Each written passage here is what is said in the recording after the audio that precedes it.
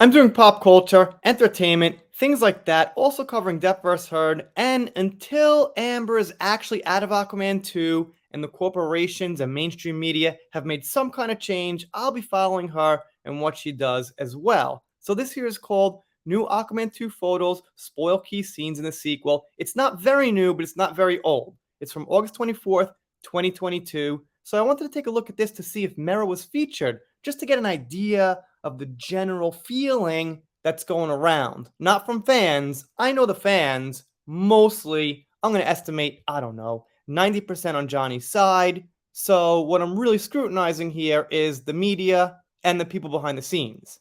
Anyway, it's from the direct, and let's see what they got. Warner Bros. Discovery continues to bring disappointing news for fans with the announcement that two of the next four movies in the greater DC universe have been delayed.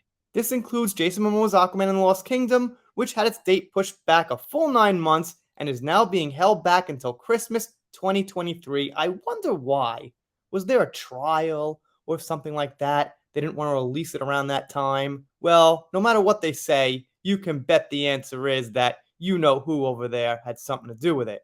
Aquaman 2 director James Wan spoke about how he would use the time given with the original push to March 2023 to make sure the movie's VFX work was up to par. Now the crew has well over a year to complete the movie's required special effects and editing, all while WBD tries to figure out their plans for the overarching DC franchise and also their marketing plans because a certain someone is not so popular.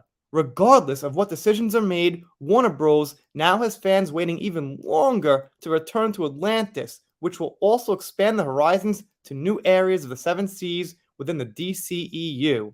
Following the announcement its film was delayed, director James Wan also took to social media to share some of the work he and his team are putting in to give DC fans a special experience in the theater. But not all of the fans. And certainly it won't be attracting people who weren't fans to become fans who have seen the trial and know the truth behind things. Aquaman director shares new concept art, so okay, let's take a look at the art. Let's kinda let some inner nerd out here. You know what? If they replaced somebody who's now in the movie as Mera with somebody like Emilia Clarke from Game of Thrones, who has great chemistry with Jason Momoa, I'm sure a lot of us would see it to support that decision. But I guess I'll just look at some artwork. Jason Momoa's Taylor Hero swims up to the middle of what appears to be some kind of underwater vessel, which features a group of shark hybrid creatures ready to fight the King of Atlantis.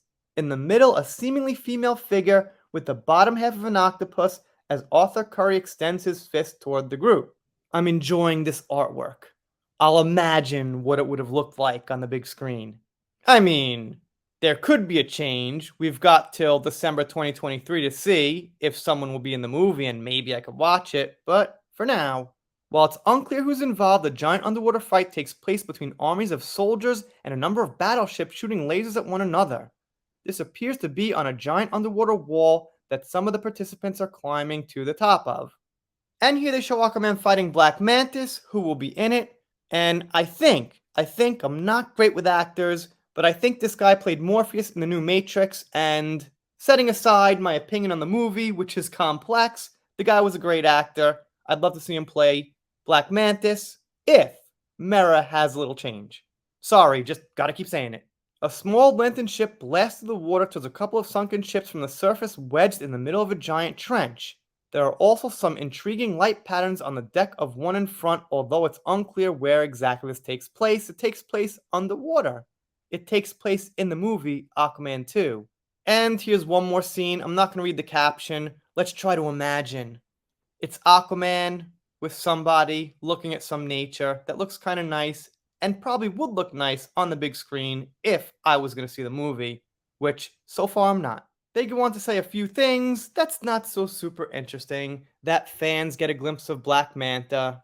They don't know if Dr. Steven Shin will be back. I don't know who that is anyway.